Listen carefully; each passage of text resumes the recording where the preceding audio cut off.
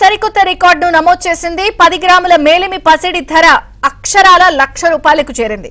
దేశంలో పసిడి ధర ఈ స్థాయిని అందుకోవడం ఇదే తొలిసారి.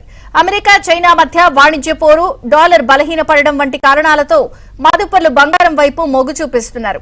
ఈ క్రమంలో అంతర్జాతీయ విపణిలో ఔన్సు పసిడి $3,405కు చేరింది.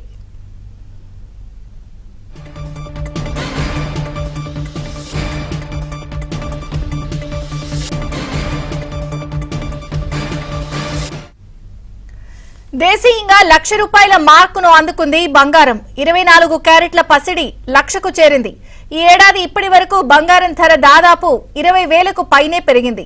డిసెంబర్ 31న సుమారు 79,000 ఉన్న పసిడి ధర గడిచిన 3.5 నెలల్లో 26% పెరిగింది. అటు వెండి ధర సైతం కిలో మళ్లీ 1,00,000కు చేరువవుతోంది.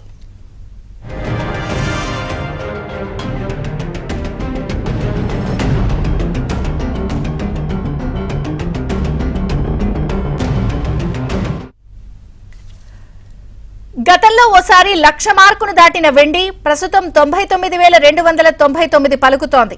రెండు అతిపెద్ద ఆర్థిక వ్యవస్థలు కలిగిన అమెరికా, చైనాల మధ్య వాణిజ్యం విషయంలో సయోధ్య కుదిరేంత వరకు ఇదే పరిస్థితి కొనసాగవచ్చని విశ్లేషకులు చెబుతున్నారు.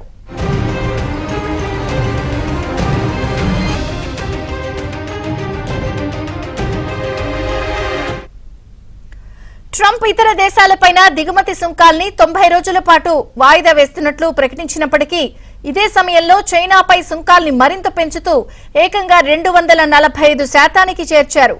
ఇదే వాణిజ్య యుద్ధ భయాలకు కారణమైంది. దీంతో పెట్టుబడిదారులు బంగారం వైపు పెట్టుబడులకే మొగ్గు చూపించారు.